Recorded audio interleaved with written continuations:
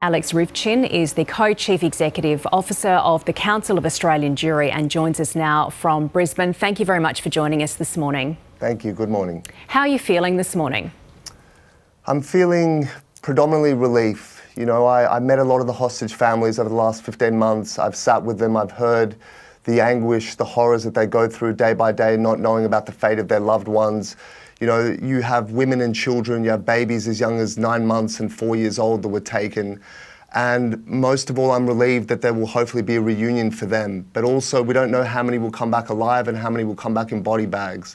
I certainly feel no jubilation. There's been far too much death and carnage and loss and trauma since October 7 to celebrate anything. But I hope that this ceasefire holds, and I hope it leads to an era of peace for both peoples. Yeah, we've certainly heard from some hostage families saying they're optimistic, but they're quite anxious still about what's going to happen over the next few weeks. How optimistic are you that this ceasefire will hold and that lasting peace will come to the region? It's really impossible to predict that. It all depends on the willingness of the parties to adhere strictly to what was agreed.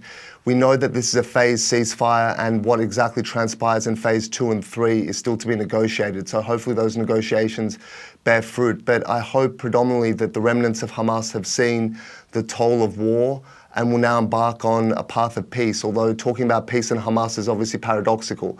Israel has achieved predominantly its war aims that it set out at the commencement of this campaign. Hamas has been decimated. Its leadership that planned and executed October 7 have been annihilated. And I hope now, with Hamas removed from power in Gaza, no longer a factor there, that a new peaceful administration can emerge and there can be peace and reconstruction for both peoples. There's been a lot of debate, a lot of division in Australia as well as this conflict has continued in Gaza, in the Middle East. How do you think this is going to affect people here, communities in Australia?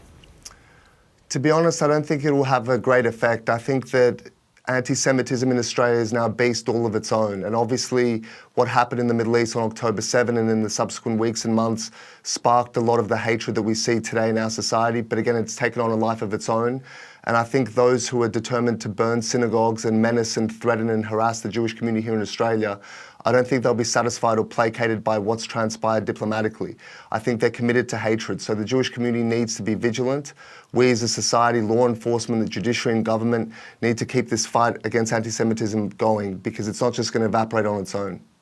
What would be your message to Australians as, you know, they've watched this play out, they've seen protests here, they've seen attacks, they've seen anti-Semitic attacks, Islamophobic attacks. What would be your message to Australians? My message has been consistent since October 7, and regardless of how we feel about what transpired on October 7 and in the period afterwards, I can tell you the Jewish community was devastated, heartbroken, infuriated by what happened, but we weren't moved to burn mosques or to try and boycott Muslim Australians or Palestinian Australians.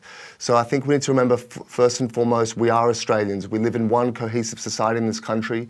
We have little impact on what happens in the Middle East, but much impact on what happens in our own cities and communities. So we need to work towards rebuilding trust and harmony in this country, but also social cohesion, which is something we've spoken about for a long time, I think is so frayed and fractured that we're beyond the point of talking about it. I think we're at a point of national security is the big challenge, with domestic terrorism now upon us. So that's what we have to grapple with, and it requires the government and law enforcement to be completely across that threat to our communities.